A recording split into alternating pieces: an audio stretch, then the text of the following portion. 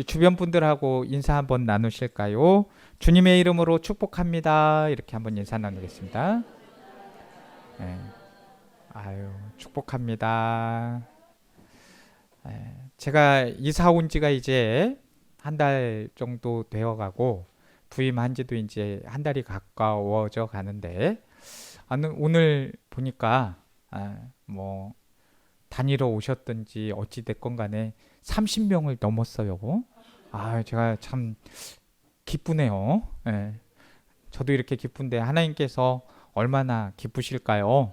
예, 우리 성전이 우리 성도님들의 기도를 통해서 매주 이렇게 자리가 차고 넘치는 은혜가 있기를 축복합니다. 예. 지난 한 주간 어떻게 보내셨습니까? 얼굴 뵈니까 다들 잘 보내신 것 같은데 맞으세요?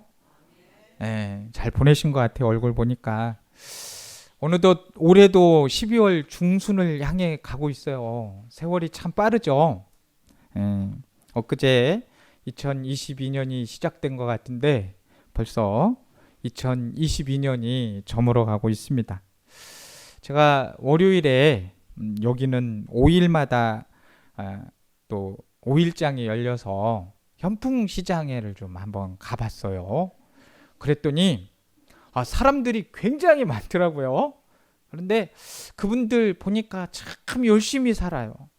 이렇게 물건 하나하나 파는 거 보니까 참 열심히 사시더라고요.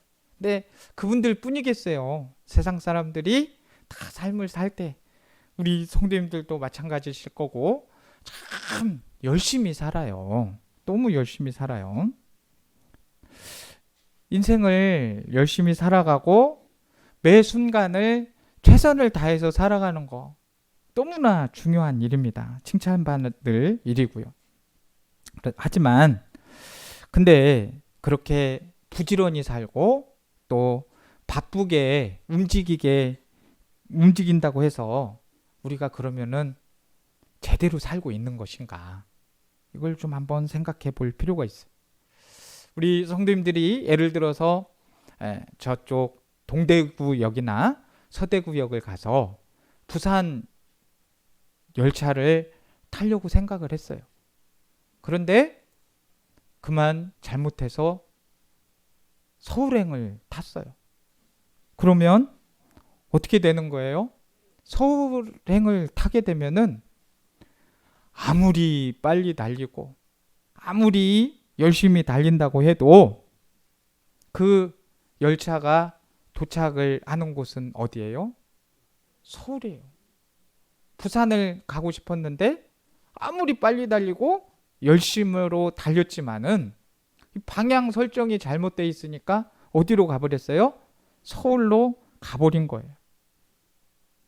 우리의 열심이, 우리의 최선이 방향을 잘못 잡으면 그렇게 될 수 있다는 겁니다.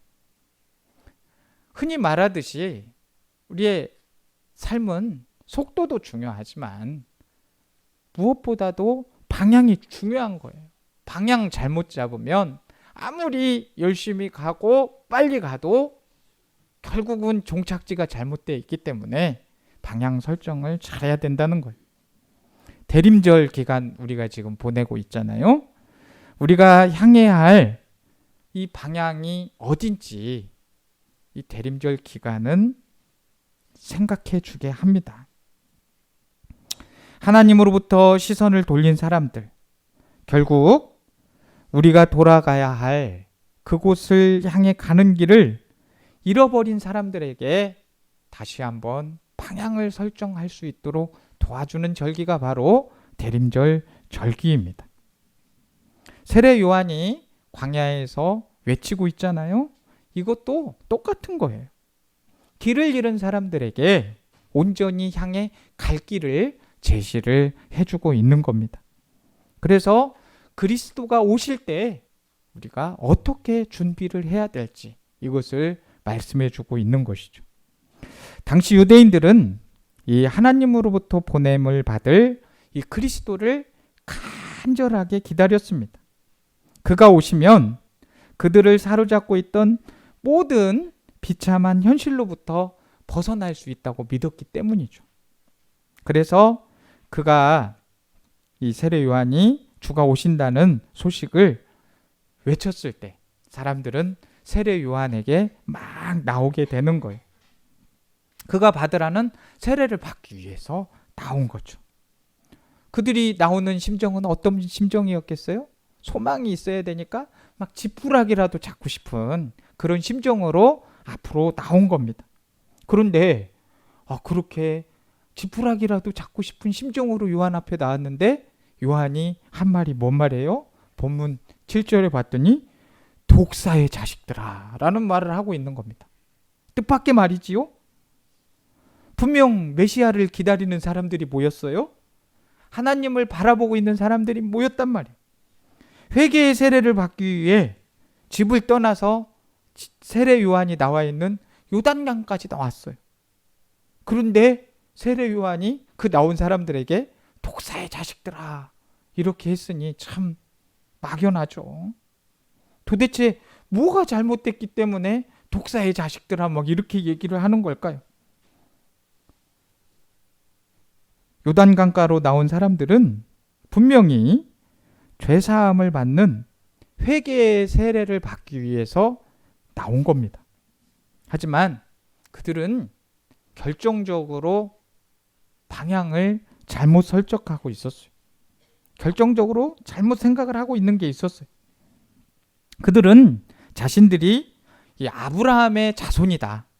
나는 믿음의 자손이다 라는 사실로 말미암아서 저절로 구원을 받을 것이다. 이렇게 생각을 한 거예요.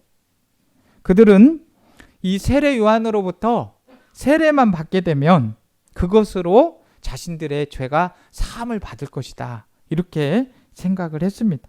그리고 그것으로 회개하면 모든 것이 끝난다. 이렇게 생각을 했던 것 같아요. 그런데 이 세례 요한의 외침은 그런 사람들의 생각을 완전히 다 깨뜨려 버리죠.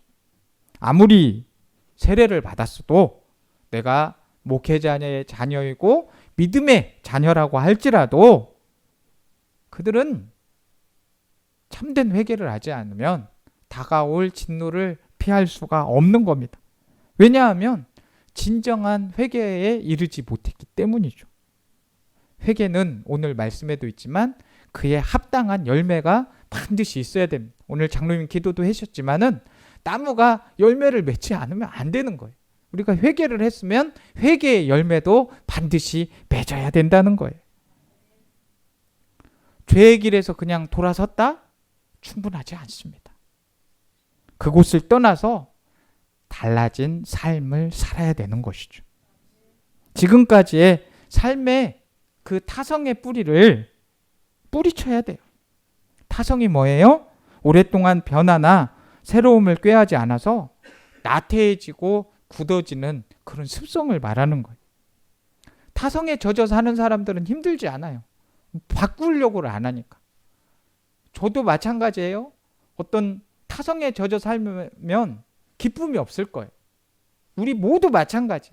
타성에 젖어서 그냥 무의미하게 살면 참 편안하죠.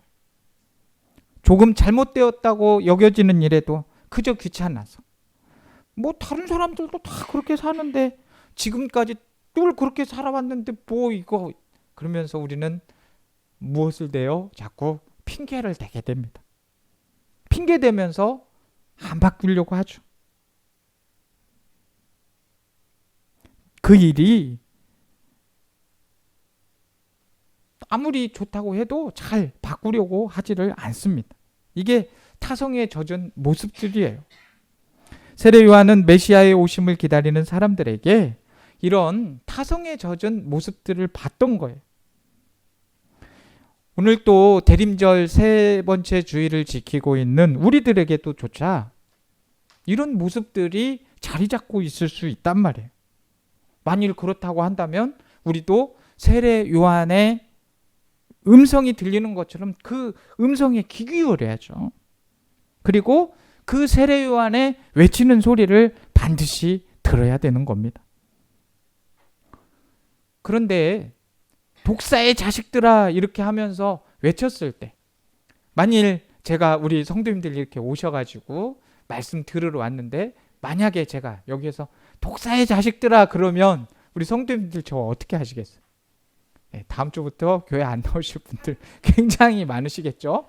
네. 그런데 이렇게 세게 말했는데도 또 듣는 사람은 듣더라는 거예요. 그들은 자신들의 타성에 그 젖은 삶의 태도를 멈추고 겸손히 나아갈 길을 오늘 본문에 봤더니 세례 요한에게 묻더라는 거죠.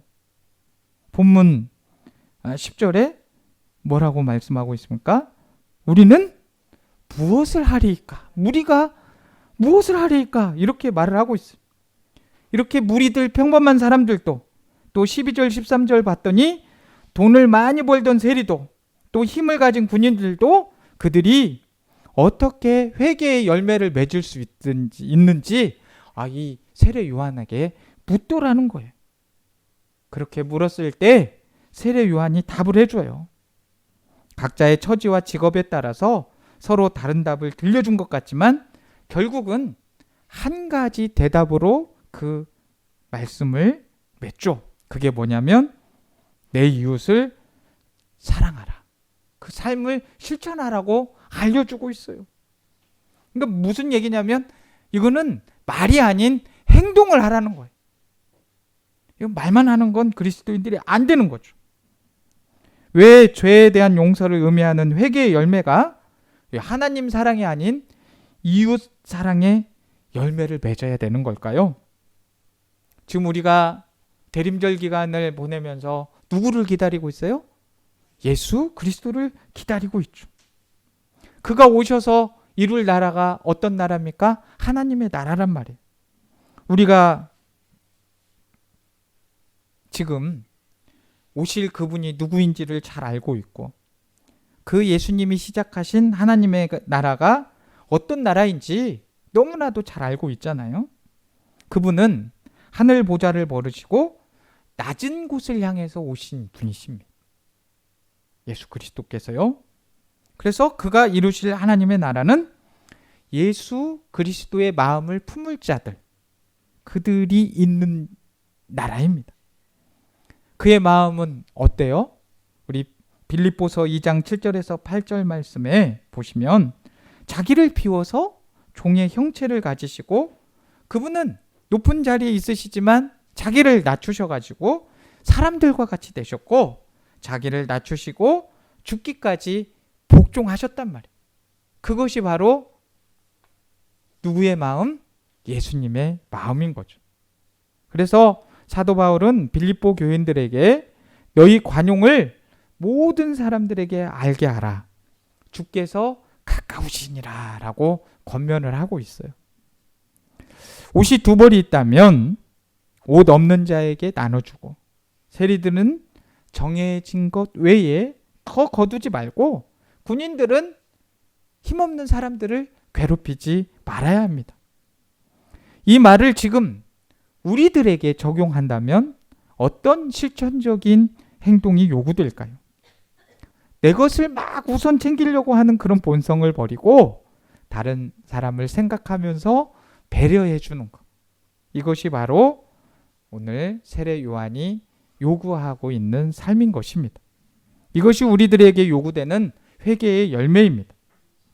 우리가 예배를 드리기 위해서 우리 옥산교회 예배당에 오는 것도 너무나 중요한 일이죠. 이 주일 잘 지키는 거 너무나도 중요하죠. 그러나 이 일들은 회개를 위한 세례 행위와 같은 것인지도 몰라요. 그렇기 때문에 그 뒤가 더 중요한 거죠. 예배를 드리고 나서도 세상에 나가서 이 교회 문 밖을 나가서도 세상 가운데 어떤 태도로 살아가느냐, 어떤 마음을 가지고 살아가느냐, 이것이 바로 우리의 열매라는 거예요. 그래서 이 자기 욕망을 막 채우는 데만 살려고 하는 그런 삶이 아니라 좀 세상 사람들을 품고 살려고 하는 그런 삶을 살아야 되겠습니다. 그래서 세례 요한은 대림 계절을 살아가는 우리들에게 이런 삶의 좀 변화의 요구를 하고 있는 겁니다. 자, 그러면 우리가 세례 요한이 하고 있는 그런 회개의 열매를 맺으라, 그런 음성이 들린다면 어떻게 해야 돼요? 화가 나야 돼요? 기뻐해야 돼요? 이럴 땐 대답 한번 해주셔도 괜찮은데, 화나야 돼요? 기뻐해야 돼요? 기뻐해야 돼요. 왜냐하면 하나님의 말씀이 들리는 거니까, 삶의 방향을 바꾸라고 하는 거니까 얼마나 기쁜 거예요. 그러면 이런 음성이 들리면 막 우리의 행동이 바뀌니까 적극적인 삶이 되겠죠. 우리가 마음 다 잡아봐요. 내 힘으로 마음 바꾸려면 그거 바뀌어져요? 안 바뀌어져요. 금방 바뀌어도 장치인 3일 다시 돌아오고 막 이래요. 스스로 바뀌려고 하면은 잘 안 바뀐다고요. 그런데 세례 요한에게 나온 이들이 하나님의 말씀에 귀를 기울이니까, 그 기울이는 순간부터 말씀에 찔리잖아요. 제가 말을 하면은 화나실 수 있지만 이 말씀이 하나님의 말씀으로 들리면 찔림이 있다니까. 오늘 또 이 말씀을 독사의 자식들아라고 듣고 화났으면 이 사람들이 그냥 다 가버리죠. 그런데 하나님의 말씀이니까 찔리는 거예요. 그러면서 그런 찔림이 있으니까 바뀌잖아요. 우리가 무엇을 하리까? 그 순간부터 그들의 인생은 이제 완전히 바뀌는 거예요. 타성에 젖어 있는 사람들의 삶 가운데 주님의 말씀이 다가와서 확 마음에 불을 붙였기 때문이에요. 그 말씀이 꽂혔어요. 물론 모든 사람들이 다 그렇게 바뀐 건 아니에요. 그 많은 무리들 중에서 들은 사람도 있고 안 들은 사람도 있어요. 세례 요한의 말씀을 들으면서도 여전히 생각을 내려놓지 못하고 삶의 변화를 가져오지 못한 채 다시 자기 삶으로 돌아간 사람들도 분명히 있을 거죠. 오늘 제 하나님의 말씀을 다 같이 듣지만 여전히 예수님과 나는 별개야, 선을 그을 수도 있습니다. 예배자로 참여해서 예배를 드리기보다는 그냥 많은 사람들이 예전에 막 예배를 본다 그랬잖아요. 그냥 관람객처럼 아우 잘 드리나 막 이렇게 할 수도 있어요. 근데 예배는 사실 엄밀히 말하면 본다는 말보다 드린다는 말이 맞아요. 그래서 여기 계시는 분들은 지금 예배를 보고 있는 게 아니라 드리고 있는 줄로 믿습니다. 하나님께 예배를 드리고 있는 줄로 믿습니다. 혹여라도 예배를 보고 있는 분도 괜찮아요. 얼마든지 뭐 볼 수 있죠. 근데 늦지 않았어요. 아직 때가 이르지 않아서 그럴 수도 있습니다. 오시는 것 자체만 해도 저는 너무 감사해요. 그러나 목회자는 항상 거룩한 욕심이 있습니다. 우리 성도들이 교인 되기를 원하지 않습니다. 그리스도인 되기를 원합니다. 교회만 왔다 땅만 받고 가는 거 원하지 않습니다. 그리스도인이 되기를 원합니다.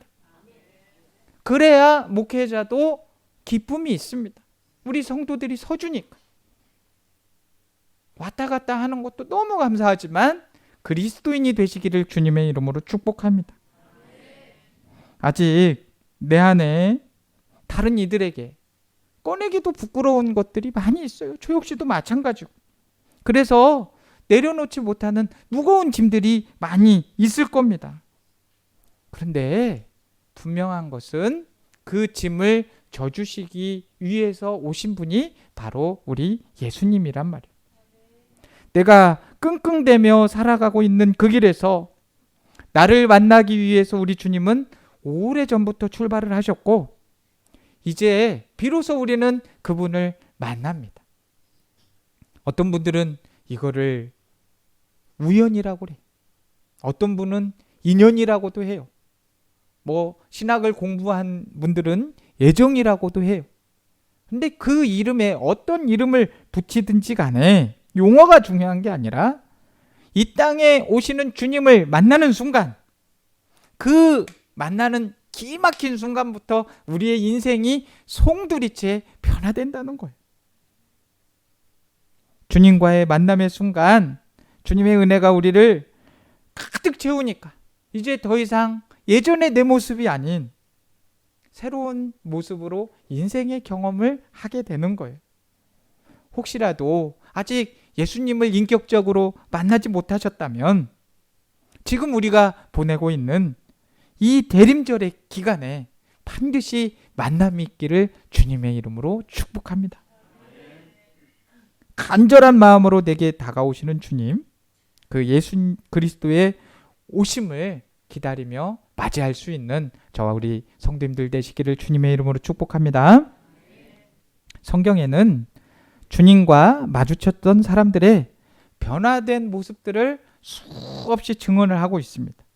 근데 변화된 사람들은 반드시 보면은 주님을 찬양하는 모습을 볼 수 있어요. 바울 사도도 그 편지를 쓰면서 참 기뻐하잖아요.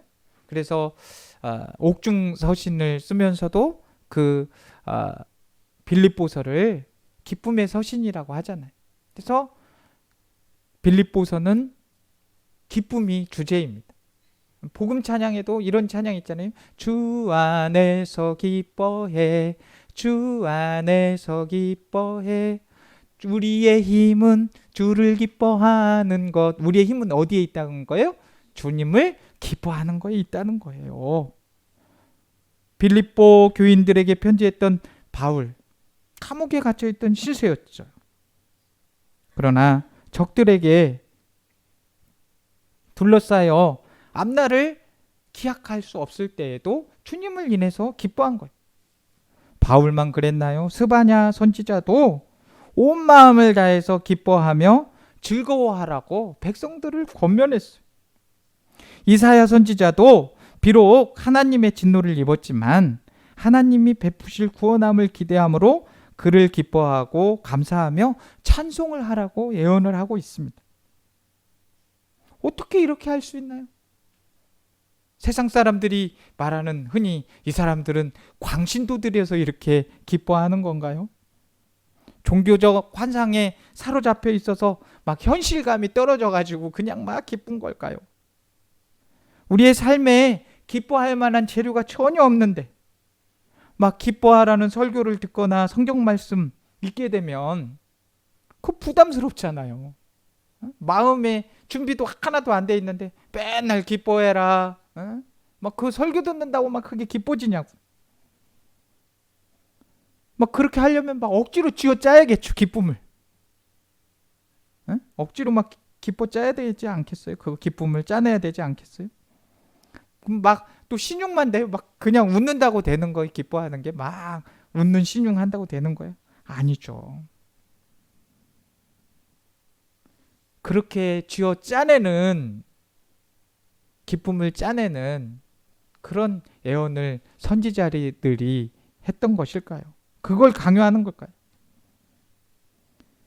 그 기쁨의 원천이 우리에게 있다고 하면 이 선지자들이 하는 말은 전혀 와닿지가 않을 거예요. 말도 안 될 거예요. 우리에게 기쁨이 원천이 있으면 어떻게 그걸 기뻐할 수 있고 웃을 수 있고 행복해할 수 있겠어요? 자꾸 그렇게 되면 회개의 열매라는 것이 그 말씀이 부담되기만 할 겁니다. 믿기만 하면 자동적으로 선한 사람이 된다고 하면 얼마나 좋겠어요. 우리가 예수님 믿으면 자동적으로 그냥 다 선한 사람 되면 다 선한 사람 되지. 그렇지 않겠어요? 믿음을 가진 사람도 여전히 탐욕과 싸워야 되고요. 믿음을 가진 사람도 여전히 유혹과 계속해서 싸움하면서 씨름해야 돼요. 결코 저절로 아름다운 믿음의 열매도 회개의 열매도 맺어질 수 없는 겁니다.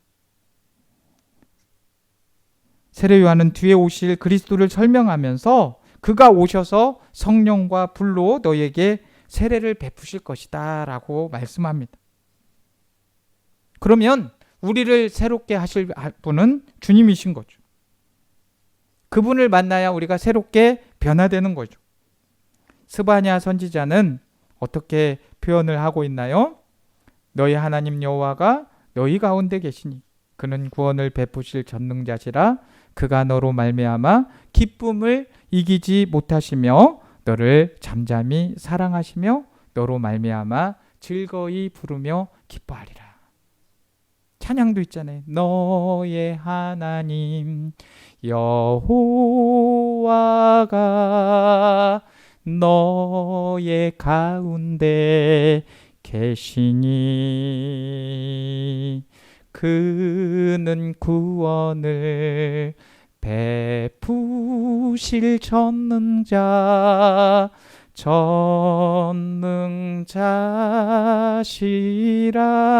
여기까지만 할게요. 아니, 알면 따라서 하실 텐데 잘 모르시나 봐요. 그런데 아무튼 이게 성경 구절이랍니다. 하나님은 우리와 함께 하십니다. 그래서 우리는 그가 오시면 기뻐하는 거죠. 아무것도 없었던 인생, 죄에 눌려 신음하는 인생, 전전긍긍하면서 삶의 무게를 버티지 못해서 비틀거리는 우리를 붙드시고 우리 주님은 다시 일으켜 세우십니다. 우리가 그를 기뻐하기 전에 그분이 먼저 우리를 인해서 기뻐해 주십니다. 이것이 복음이고 기쁜 소식인지 믿으시기 바랍니다. 재벌은 지갑을 잘 들고 다니지 않는다는 말을 어디선가 들은 것 같습니다. 근데 그 재벌들은 지갑을 가지고 다니지 않아도, 현금이 없어도, 지갑이 없어도 결핍을 느끼지 않아요. 왜 그렇겠습니까? 호주머니에 현금이나 지갑은 없지만 그는 얼마든지 실로 자산을 가지고 있기 때문입니다. 키가 작고 힘이 없는 아이라고 하여도 그 뒤에 든든한 부모님이 서 계신다면 키 크고 힘센 아이들 앞에 있어도 그 아이는 절대 기가 죽지 않습니다. 비록 나는 힘이 없지만 나를 든든하게 지켜주시는 부모님이 있음을 알고 있기 때문입니다. 우리는 이제 그걸 영어로 백그라운드라고 하지요. 백그라운드가 있기 때문에 전혀 두려워하지 않아요. 우리 삶에는 기뻐할 만한 삶의 재료가 없을 수도 있어요. 인생의 건강도, 재산도, 든든한 미래도 지금 당장 내 것이 아닐 수 있습니다. 그래서 자꾸 불안하고 염려할 수도 있습니다.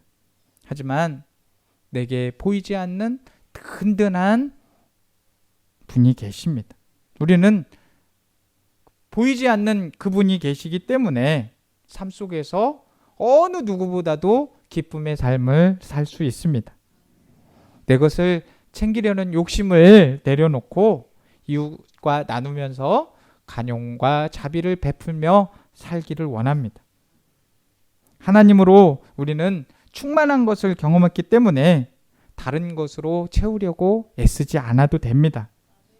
지금 우리의 삶은 어디를 향해서 경주하고 있습니까? 올바른 방향으로 잘 가고 있습니까? 우리 삶에서 내게 만족을 주거나 기쁨을 줄 재료를 막 가지기 위해서 애를 쓰는 것은 현명한 방법이 되지 못합니다. 그것은 세상의 것은 언제든지 빼앗길 수 있고 그 세상의 것들은 언제든지 사라져버릴 수 있는 것이기 때문입니다.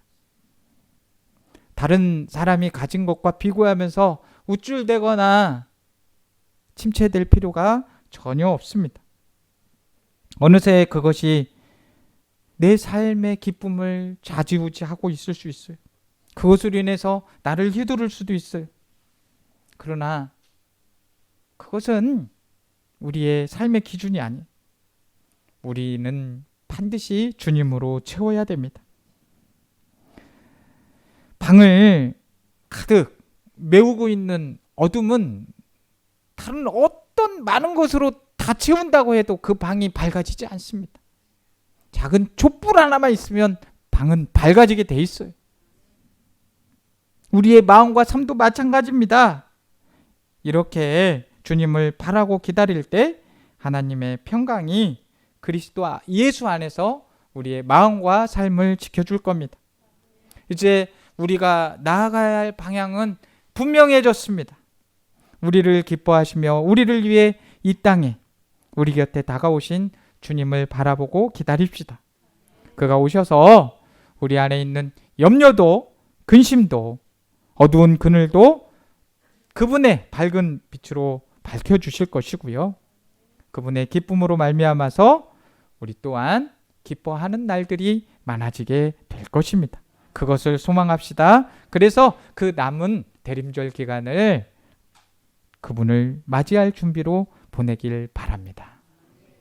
마라나타, 주 예수여 어서 오시옵소서라는 뜻인데 마라나타 합시다. 마라나타 외치면서 주 예수여 어서 오시옵소서 외치면서 주님 오심을 기다릴 수 있는 저와 우리 성도님들이 다 되시기를 주님의 이름으로 축복합니다. 축복합니다. 하나님 아버지, 우리는 인생의 방향 설정을 주님을 향해 해야 됩니다. 아무리 그 일들이 빠르다고 해도 방향이 잘못되면 그 인생은 헛될 수밖에 없습니다. 그 인생을 온전히 주님께 시선 고정하여서 주님을 기다릴 수 있게 하여 주옵소서.